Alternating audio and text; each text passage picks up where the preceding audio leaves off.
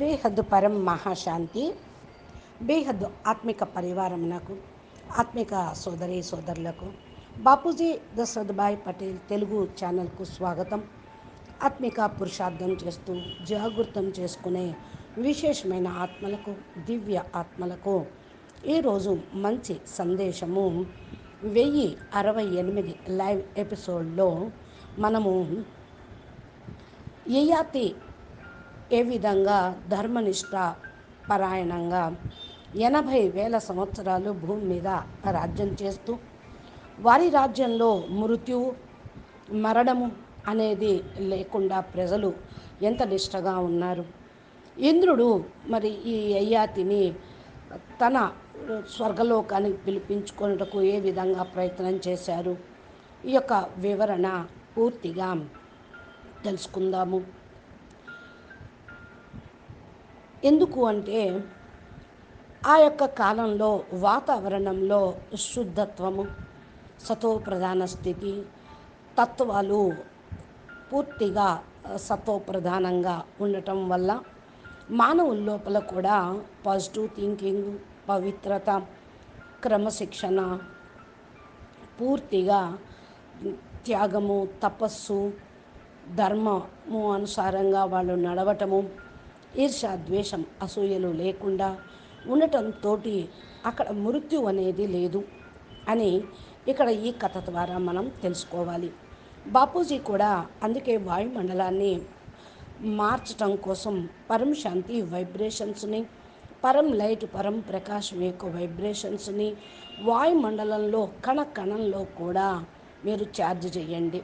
ఇప్పుడు కలియుగి వాతావరణం పూర్తిగా తమో ప్రధానంగా అయిపోయి నెగిటివ్గా అయిపోయింది. అంతేకాకుండా ఈ బ్రహ్మాండంలో 800 కోట్ల మంది ఆత్మలు జనాభా పెరిగిపోవటమే, అనేక ధర్మాలు, మత సంప్రదాయాలు పెరగటము, మరి అనేక సూక్ష్మ జగత్తు ఆత్మలు, కారణ జగత్తు ఆత్మలు, నెగిటివ్ ఆత్మలు ఈ స్థూల ప్రపంచాన్ని నడిపించటము వల్ల పూర్తిగా తమో ప్రధానంగా అయిపోయి దుఃఖధామంగా, అశాంతిగా, జన్మ మరణ చక్రాల అకాల మృత్యువులుగా ఈ విధంగా ఉన్నది.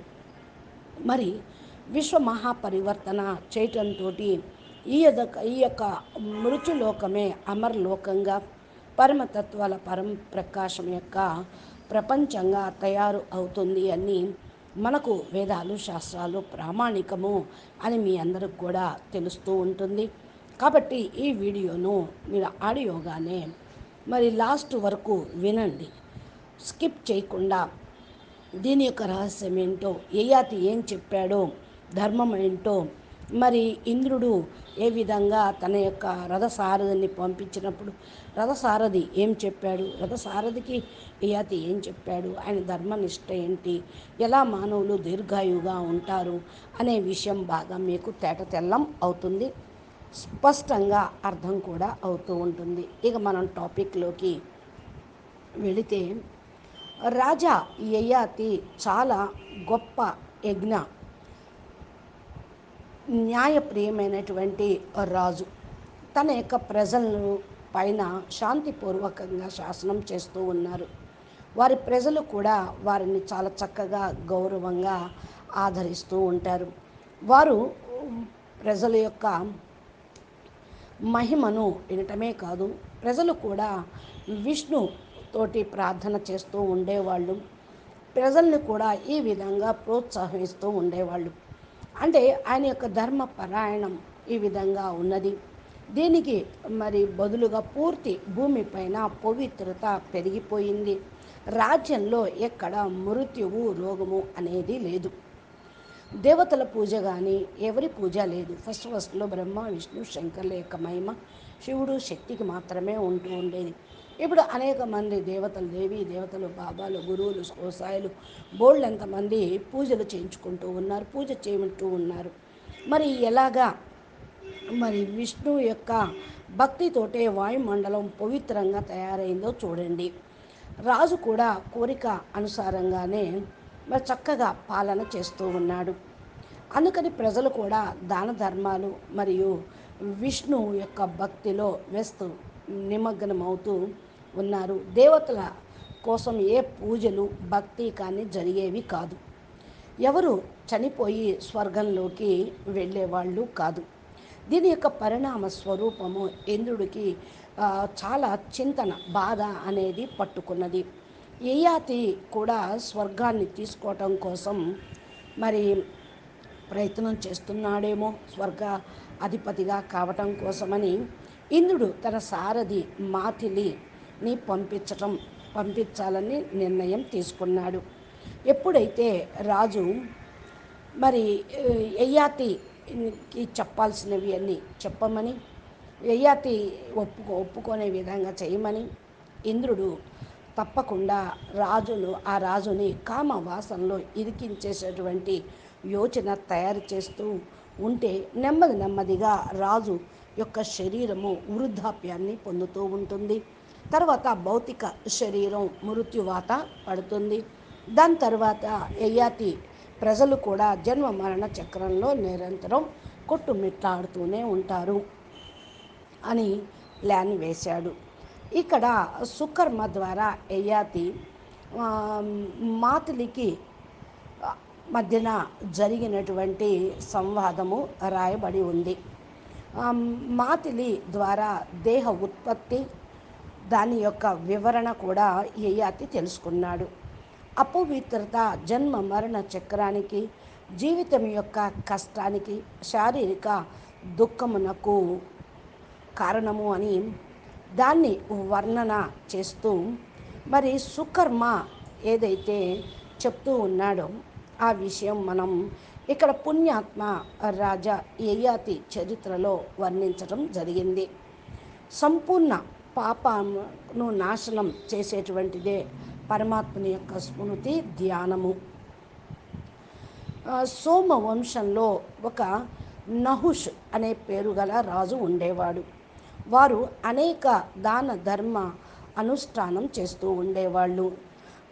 వారిని ఎవరితోటి కూడా పోల్చటానికి వీల్లేదు, అంత గొప్ప రాజు.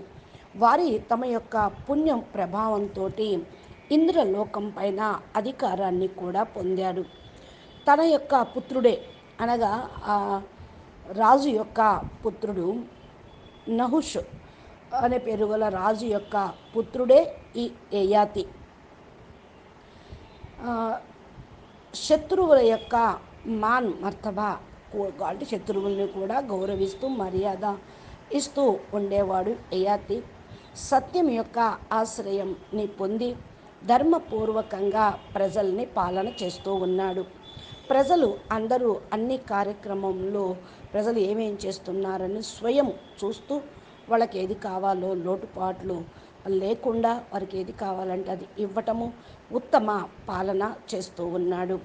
ఉత్తమమైనటువంటి ధర్మం యొక్క మహిమ విని అందరూ కూడా మరి దాన పుణ్యాలు, యజ్ఞాను నిష్టలు, తీర్థ సేవనము మొదలైనటువంటి కార్యక్రమాలు కూడా ప్రజలు చేస్తూ ఉండేవాళ్ళు. మహారాజా యయాతిని మరి 80,000 సంవత్సరాల వరకు ఈ పృథ్వీ పైన రాజ్యం చేశాడు. ఎవరు? యయాతి మహారాజు 80,000 సంవత్సరాల వరకు పృథ్వీ మీద రాజ్యం చేశాడు. అతనికి కూడా 4 పుత్రులు ఉన్నారు. వారు కూడా తండ్రి సమానంగా శూరవీరులు, బలవంతులు, పరాక్రమిగా ఉండేవాళ్ళు. తేజస్సు మరియు పురుషార్థంలో తండ్రితో సమానంగా వాళ్ళు చేస్తూ ఉన్నారు. ఈ విధంగా యయాతి దీర్ఘకాలం వరకు ధర్మపూర్వక రాజ్యం చేస్తూ ఉన్నాడు. ఒకానొక సమయంలో బ్రహ్మపుత్రుడైన నారదుడు ఇంద్రలోకానికి వెళ్ళటం జరిగింది. ఆయన చూడటంతో ఇంద్రుడు భక్తిపూర్వకంగా ఆయనకి వంగి నమస్కారం పెడుతూ మధుపర్కం మొదలైనటువంటి ఆయన దానితోటి పూజ చేసి పవిత్రమైనటువంటి ఉత్తమమైనటువంటి ఆసనం మీద కూర్చోబెట్టాడు. తదనంతరము మహామునితోటి ప్రశ్న ఇస్తూ, దేవర్షి, మీరు ఏ లోకం నుండి వస్తూ ఉన్నారు ఇక్కడికి? మరి మీ యొక్క పదార్పణ అంటే మీ యొక్క అవగమనం, మీ యొక్క రాక మాకు ఎంతో సంతోషకరము. మీరు వచ్చినటువంటి కార్యం యొక్క ఉద్దేశం ఏంటి అని నారదుడిని ఇంద్రుడు అడగటం జరిగింది. అప్పుడు ఆ సమయంలో ఆమ్, భూలోకం నుండి వస్తున్నాను నేను అని నారదుడు జవాబు చెప్పారు. నహుషు పుత్రుడు యయాతిని కలుసుకొని, సీత నేను ఇక్కడికి మిమ్మల్ని కలుసుకోవటం కోసం వచ్చాను అని అన్నాడు. ఇంద్రుడు అడుగుతూ ఉన్నారు, ఈ సమయంలో భూమిపైన ఏ రాజు మరి సత్యము మరియు ధర్మం అనుసారంగా ప్రజల యొక్క పాలన చేస్తూ ఉన్నారు అని అడిగాడు. ఎలాంటి ధర్మం యుక్తమైనటువంటి విద్వాంసులు, జ్ఞానవంతులు, గుణ గుణి ఆత్మలు, సతోగుణి గొప్ప ఆత్మలు, బ్రాహ్మణుల కృపాపాత్రులు, బ్రాహ్మణ భక్తులుగా, వేదవేత్తలుగా, శూరవీరులుగా, దాతగా, యజ్ఞం చేసేటువంటి వారుగా, పూర్ణ భక్తులుగా ఎవరు ఉన్నారు అని ఇంద్రుడు నారదుడిని ప్రశ్నించాడు. నారదుడు అంటూ ఉన్నాడు, నహుషు యొక్క శక్తిశాలి పుత్రుడు యయాతి ఈ గుణాలు అన్నిటితోటి కూడా నిండి ఉన్నాడు. మీకు ఆయన యొక్క తండ్రితోటి మంచి పరిచయమే కదా. ఇప్పుడు ఆయన తండ్రిని మించిపోయాడు. ఆయన తండ్రి 100 అశ్వమేధ యజ్ఞాలు, 100 వాజపేయ యజ్ఞాలు చేసి భక్తిపూర్వకంగా అనేక రకాల దాన ధర్మాలు చేస్తూ దీని ద్వారా లక్షల కోట్ల గోవులను దానం కూడా చేసేసారు. వారు కోటి హోమము, లక్ష హోమము కూడా చేశాడు. బ్రాహ్మణులకు భూమి మొదలైనవి దానం కూడా చేశారు. వారి యొక్క ధర్మ పరాయణత, ఒక స్వరూప పాలన, ధర్మనిష్ట అనేది వర్ణించడానికి అతీతమైనది.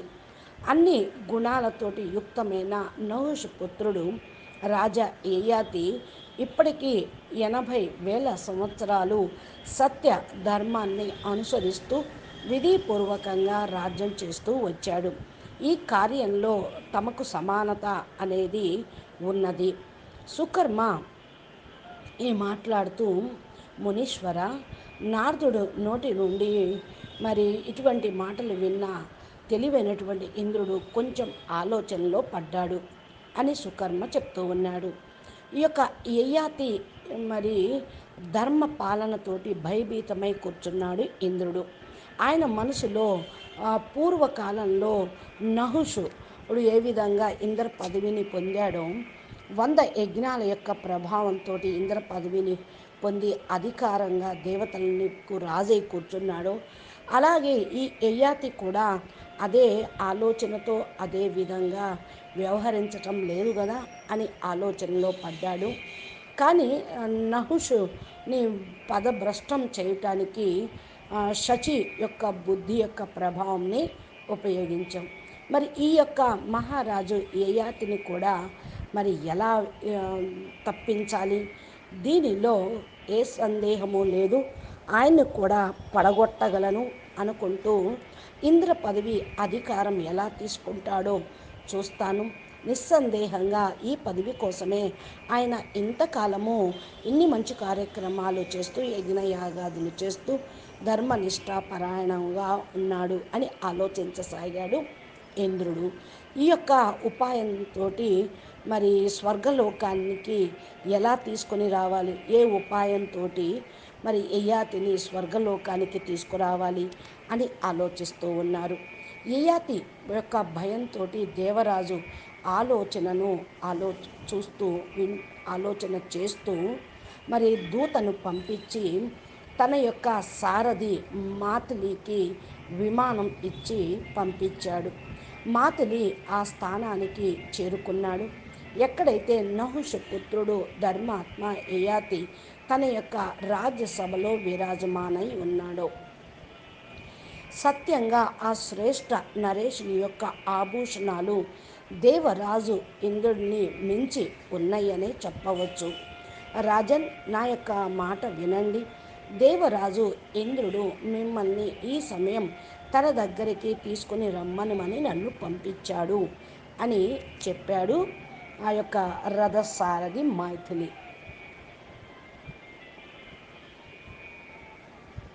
వెంటనే దేవరాజు ఇలాగా అని చెప్పటంతో మరి అనురోధం అంటే మీరు మరి మీ యొక్క పుత్రులకు రాజ్యభాగ్యాన్ని అప్పజెప్పేసి ఇంద్రలోకానికి వచ్చేయండి మహాపతే అని సంబోధించాడు సారథి.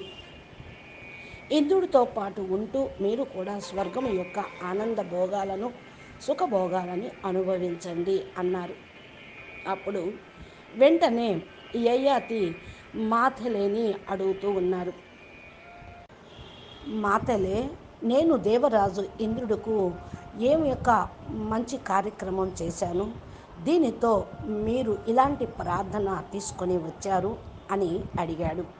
అప్పుడు మాతలినే అంటూ ఉన్నారు, రాజన్, సుమారు మీరు 1,00,000 సంవత్సరాల నుండి మీరు దాన యజ్ఞాలు మొదలైన కర్మలు చేస్తూ ఉన్నారు. ఈ యొక్క కర్మల యొక్క ఫలస్వరూపంగా ఈ సమయం స్వర్గలోకానికి వెళ్ళండి. దేవరాజు ఇంద్రుడి యొక్క సకుడుగా అయ్యి అక్కడ సుఖభోగాలు అనుభవించండి. పాంచభౌతిక శరీరము భూమిపైన త్యాగం చెయ్యండి. దివ్య రూపాన్ని ధారణ చేసి మరి మనోరమ భోగాలను అనుభవించండి అని అన్నాడు. యయాతి అప్పుడు వెంటనే ప్రశ్న వేశాడు, మానవులు ఈ శరీరమును సత్యధర్మము మొదలైన పుణ్య కర్మలను మరి చేయుటకు లభించింది, దీన్ని ఎలా వదలాలి, ఎందుకు వదలాలి అని అన్నాడు. అప్పుడు మాతులిని అంటూ, రాజన్, మీ యొక్క కథనం కరెక్టే, మంచిదే, కాదంటం లేదు. కానీ మానవులు తమ ఈ శరీరాన్ని వదిలేసి ఎప్పటికైనా వెళ్ళాల్సే వస్తుంది. ఎందుకని అంటే ఆత్మ ఈ శరీరంతో పాటు ఆత్మకు శరీరానికి సంబంధం లేదు. శరీరము పంచభూతాలతోటి తయారైంది. ఎప్పుడైతే ఈ యొక్క పంచభూతాలు శిథిలం అయిపోతూ ఉంటాయో, వృద్ధావస్థతోటి పీడించబడి రోగగ్రస్తమై మానవుడు ఈ శరీరాన్ని త్యాగం చెయ్యాలి సిందే కదా అంటూ ఉన్నారు. అప్పుడు యయాతి అడుగుతున్నారు, సాధు శ్రేష్ఠ, వృద్ధావస్థ ఎలా ప్రాప్తిస్తుంది, ఎందుకు శరీరం మరి పీడించబడుతూ ఉంటుంది, ఈ విషయాలు నాకు విస్తారంగా వినిపించండి అని అన్నాడు. అప్పుడు మాతలిని అంటున్నాడు, రాజన్, మరి పంచభూతాలతోటి ఈ శరీరం నిర్మాణం జరిగింది. 5 విషయాలతోటి ఇది పూర్తిగా పతనం అవుతూ ఉంటుంది. ఏమిటి అంటే వీర్యము మరియు రక్తము నాశనం అవ్వటంతో శరీరం పూర్తిగా డొల్లగా అయిపోతుంది. దీనితో ప్రచండ వాయువు ప్రకోపిస్తూ ఉంటుంది. దీనితో మానవుల యొక్క రంగు మారిపోతూ ఉంటుంది. దుఃఖంతో సంతాపంతో హతబుద్ధులైపోతూ ఉంటారు. ఏ స్త్రీని చూస్తూ ఉంటారో, వారి గురించి వింటూ ఉంటారో, వారి చిత్తములో ఆసక్తి రేగుతూ ఉంటుంది. ఇవాళ బుద్ధి సదా భ్రమిస్తూ ఉంటుంది. శరీరంలో తోటి సుఖభోగాలు అనుభవించి వారు తృప్తి అనేది చెందరు. ఎందుకంటే వారి యొక్క చిత్తము సదా లోప్తమై ఉంటూ ఉంటుంది. ఎప్పుడైతే కామి మనుషులు యొక్క మాంసము మరియు రక్తము క్షీణించడంతో దుర్బలమైపోతూ ఉంటారు. అప్పుడు వాళ్ళ యొక్క ఎంట్రుకలు కూడా తెల్లబడిపోతూ ఉంటాయి. కామాగ్నితోటి శరీరం శోషణ అనేది జరిగినప్పుడు వృద్ధావస్థ అనేది వస్తూ రోజు రోజుకి మరి క్షీణిస్తూ ఉంటుంది మానవ శరీరం. వృద్ధులైనప్పటికీ కూడా రోజు రోజుకి వారి లోపల కామన అనేది పెరిగిపోతూ ఉంటుంది.